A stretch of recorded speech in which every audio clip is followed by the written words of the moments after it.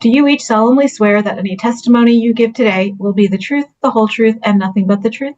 Yes. You can lower your hands. Thank you. Mr. Is it Midiel? Yes. Okay. Can you please state your full name for the record, please?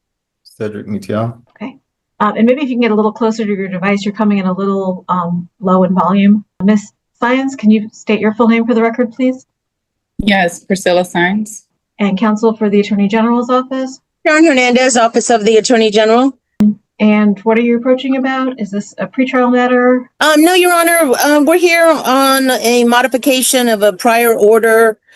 If the court could take judicial notice, it was signed in 2016, wherein child support was ordered at $458 a month for 2 children with a step down of $366 and $140 for cash and medical support. Before we get too much further into it, I take judicial notice of that order. So everyone is ready to proceed today? Yes, Your Honor. The only disagreement is the amount of child support. Okay. And then it looks like Mr. Midiel had filed a counter petition when he had his counsel. Yes. Yeah. Okay. Is that just going to be held over and addressed by the referring court? Yes. I'm sorry. You can continue if you know more than that. Yes, the substance was Mr. Midiel was requesting what's I believe is called a fireman's possession and access. So that would have to be granted by the presiding court in person. So my understanding is that if Mr. Midiel wants to pursue that, he could do that with the presiding court. And Mr. Midiel, do you understand that? I do not. Did you all discuss this at all? I will go tell him what that means if you would like, Your Honor. We can take a brief recess. Okay, why don't we take a brief recess for you to explain to him? Well, I guess generally this court handles child support matters. It's child support court. I do handle initial establishment cases where issues such as visitation and conservatorship come into play. But for modifications, this court isn't funded to handle the modifications of visitation. And so unless there's agreements, generally I don't hear those cases. And that issue is heard by the referring court. Your referring court is the 306 Judicial District Court. It would be handled there. You'd have to get a setting with them. Does that make sense? Are you speaking to me or the? Yes, sir. Yeah, I believe Ms. Hernandez agrees. And if you think anything I said was wrong, Ms. Hernandez, please chime in. But yes. Yeah, Mr. Midiel, what I could do is give you the email address for the coordinator for that judge, and you could ask for a hearing date or whatever other information you need from her, and that's how you would modify visitation.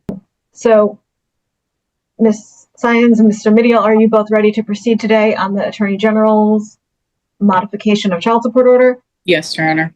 Mr. Midiel, you ready to proceed? Yes. Okay. Okay, so before we start, just a few housekeeping items. The first is I am an associate judge, so you do have a right to a de novo hearing before the referring court regarding any decisions I make. Also, nobody should be recording this proceeding. As you can see, nobody should be video recording, audio recording, photographing, broadcasting, live streaming, any child support court or any court proceeding, including this one, and that includes people here on Zoom or people who may be watching on YouTube. Also, even though you're in your homes, you are in court. A big rule of court is please don't leave the camera. In court, you can't just walk out of the courtroom in the middle of a hearing, and it's no different here. Also, if you do leave your camera, all I'm looking at is your walls, your lights, and they don't move. So I don't know if you're frozen or not. People freeze a lot in Zoom. And so I'm not sure that you're actually hearing the case or that you're participating. So it's real important you stay on camera so we can be aware that you're here. That way we know if you do lose connectivity or you do freeze that we need to pause and wait for you to come back. It's just real important you stay on camera. Also, please remember to speak in civil tones. We generally do take testimony in court. So one of you will be asked questions at a time by the Assistant Attorney General. If you're not that person being asked questions, unless you have a legal objection, please don't interrupt them or answer for them. Just wait till it's your turn to be asked questions. Please don't have it back and forth. And then at the end, since it appears you're both representing yourselves today, you'll be given a chance to speak as well about the issues in the case. So just wait till it's your turn to either be asked questions or to speak. Feel free to take notes if there's something you don't want to forget. Just don't blurt it out. Please don't put it in the chat. Just wait till it's your turn. And you can proceed. Oh, and last thing, I'm not with the Attorney General's office. Just be aware, I don't have access to, and they're not supposed to tell me about anything you discussed in the back or previously on the telephone or in the office. And they're not allowed to just give me documents that you submit either. So just be aware you're going to be asked questions and probably talk about things today that you already did discuss with the AG's office. That's how I get the information so I can rule on the case, because all I know about your case is what's in the court file, which is pretty bare bones pleadings. So we will proceed. And Mr. Hernandez, are there any agreements? Yes, the parties agree to the following facts. Mr. Midio's gross monthly income is $12,032. He provides medical and dental for the children in this case which comes to a cost of $249 that he pays every month. That's through his job? Pardon me? Is that through his job? Yes, it's through his employer. And he makes $1,232 a month? $12,032. Oh, okay. That makes sense. Sorry, it cut through. $12,032. He pays $249 a month for to provide medical and dental. After taxes, his net monthly income is $8,870.96. Is this your agreement to the facts so far, Mr. Midio? I don't know the exact amount that I make, so no, I won't agree to that. So, you want to provide your paycheck stubs or, Your Honor, give me a few minutes. I'll call Miss Young Fleeton as an impeachment witness. He doesn't have to agree. So this will be a contested hearing. If you give me a few minutes. Okay. And and sir, don't worry. You have every right to not agree. That's what we have hearings for. So yeah, just let me know Okay, so give me, if you give me a Thomson Reuters link, Your Honor, then I can see the calculation sheet. Ms. Harper will create one for you. Thank you. Thank you. Oh, okay, thanks. And representing the office, we are on the record. This is Childress County cause number 11680, styled in the interest of Dakota Pruitt, docketed in the 100th Judicial District Court of Childress County, Texas. We are here on the Attorney General suit for modification of support order and motion to confirm support arrearage. Present in the virtual courtroom is Betty Phillips. Ms. Phillips, are you ready to proceed? Yes, ma'am. And the other party, Michael Pruitt, has not filed an answer or otherwise made an appearance. And representing the Office of the Attorney General, Ms. Whitney Kuntz. Ms. Kuntz, are you ready to proceed? Ready, Your Honor. You may proceed. Your Honor, we'd like to proceed just as to judgments today and non-suit the request for modification, and I call Betty Phillips. Hey, Ms. Phillips, will you please raise your right hand? Do you solemnly swear or affirm that the testimony you provide in this matter will be the truth? Yes, ma'am. You can lower your hand. You may proceed, Ms. Kuntz. Thank you, Your Honor. Ma'am, what is your full name? Betty Ann Phillips. And Michael Pruitt is currently ordered to pay support to you on the case. Yes, ma'am. Are you familiar with the pay history? Yes, I am. Your Honor, I ask that the pay record be placed in evidence as State's Exhibit 1. Ms. Phillips, do you have any objection to that exhibit coming into evidence? No, I do not. All right. State's Exhibit 1 is admitted. Thank you, Your Honor. And Ms. Phillips, do you have any concerns with your address and identifying information being in the court order? Yes, I do. And what has occurred in the past that causes you those concerns? In the past, when we were together, he was emotionally and physically abusive. So because he was a truck driver, and since they can go anywhere, I'd rather not have my address enclosed. A past witness. All right. Any other testimony, Ms. Phillips? No, ma'am. All right. Close, Ms. Kuntz. Your Honor, I do request a non-disclosure for Ms. Phillips and the child's information, and I ask that judgments be entered against Mr. Pruitt for his arrears as of April 30th of 2025. On that date, the child support balance was $188,699.66, and the medical balance was $18,338.57. That is going to be running quite a bit on interest, so I would request a payment plan of $1,000 per month on the child support arrears and $100 per month on the medical arrears. And I do ask that Mr. Pruitt be responsible for the court costs in the matter. All right. Do you have any other requests, Ms. Phillips? No, ma'am.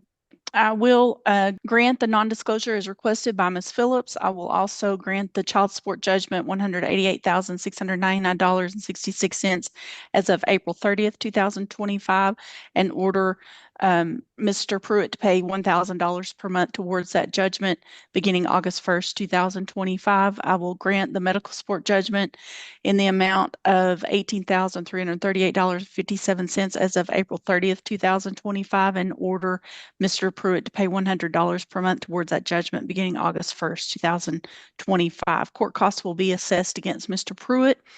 Any party can ask for a new hearing on any of those issues that I ruled on today by filing a trial de novo with the Childress County District Clerk's Office within the next 3 days. It must be in writing. It must specify the portion of my ruling in which a new hearing is being requested, and notice must go out to all of the parties. Ms. Coons will draft the order, submit it to me for review. Once I've signed it, a copy will go out to you, Ms. Phillips, and also to Mr. Yes, ma'am. Pruitt. Thank you for being here. That concludes today's hearing, and you're free to disconnect from the Zoom meeting. In the matter of the marriage of Elsie Moore and Drake Moore, case number 2024 DM 451. Elsie Moore appears in the office of her attorney, Joshua Andrews. Drake Moore appears in the office of his attorney, David Hawley. This matter comes before the court at this time for status conference. Docket notes indicate that the matter was before the court on May the 23rd. At that time, there was a child support adjustment ordered by the court. Status conference was set for today with the announcement that issues were to be narrowed and further scheduling to be done at that time. Mr. Hawley, what's the current status of this case? Well, we sent an offer over to them on June 9th. I just received their response this morning, and we're way far apart. And I honestly, I can't even really tell. They're alleging some premarital issues, which we're going to need to issue some discovery on. But at this point, I think we just need to set the matter for trial. All right. What type of discovery are you still contemplating, Mr. Hawley? Just interrogatories. Okay. Mr. Andrews, any opening remarks that you would like to make here? No, Your Honor. As Mr. Hawley said, we did send a new settlement proposal this morning. I realized from an email I got right before the hearing started that I had failed to include the asset and debt spreadsheet that I think was necessary in order to see where we were coming from in the settlement offer. And I did just send that to Mr. Hawley, but I don't know that he would have seen that yet. But I'm not sure if that will resolve the questions or concerns that Mr. Hawley has. So I think at this point, we don't have any type of a settlement agreement or, on the horizon. So it'd probably be best to set it for trial just to keep the matter moving. Counsel, your availability on Wednesday, September the 24th? Or it looks like I have that entire day available. Yes, I also have that available. All right. We'll establish a trial date in this case for Wednesday, September the 24th, 9:00 a.m. Courtroom B, Butler County Judicial Center, El Dorado, Kansas. Obviously, this is an in-person trial proceeding. It's being scheduled September 24, 9:00 a.m. Court will require exhibit notebooks to be delivered to the opposing party and to the court 1 week in advance. In other words, by September the 17th. That should allow time for prompt written discovery to be sent out and responses received. Again, it's Wednesday, September 24th at 9:00. What issues, let's narrow those down, exist here? I believe you say you're a long way apart on what? Debts and assets. The parties have agreed on a shared custody schedule. And so the only issues are going to be debts and assets. And we're just far apart on the number that one person's going to pay the other. And I think, and I guess we need to discuss this because in their letter that I got this morning, I think they're saying that they want to sell the house. And so if we're going to sell the house, maybe we should get that done now, and then we can put the money in the trust account, and then we can divvy that out at the time of trial. Who's living in the house right now? My client is, Your Honor. Yeah, petitioner. Okay. I trust that the parties can agree on a realtor to list the property. I don't know that they wouldn't be able to. It's not something I've discussed with my client. It was not, we had not discussed listing the house for sale immediately. We were still focusing on the actual settlement. So I don't know why we couldn't agree on it.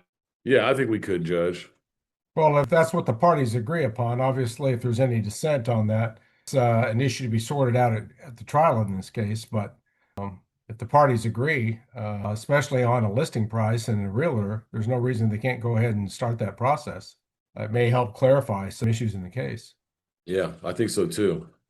Judge, what about a pretrial? Can we have a date whereby Mr. Andrews gets his side of the pretrial to me and I get that back, like maybe 30 days before the trial, like the Mr. Andrews, That's fine, Your Honor. I think 30 days might be a little bit unrealistic. I will require that be done by no later than Tuesday, September the 2nd, okay. which contemplates, Mr. Hawley, that you'll be drafting a pretrial order. I just think that'll help the court if we have a pretrial order. All right. Mr. Andrews, again, if you can have your side of the pretrial order, in other words, essentially the contents of a pretrial questionnaire to Mr. Hawley by no later than close of business on Tuesday, September the 2nd. Yes, Your Honor. Mr. Hawley, is there anything else that we need to either schedule or deal with at this time? I don't believe so, Judge. Mr. Andrews, anything further from your perspective? Not from my perspective, Your Honor. I encourage the parties to work together for a possible settlement. If that settlement is reached and you advise the court, we could convert the trial date into a Zoom hearing to finalize the matter, being optimistic here. If not, we'll appear in person for the trial of any remaining issues Wednesday, September the 24th at 9 o'clock. If there's nothing further at this time, then the Moore matter will be in recess and this meeting may be ended for all.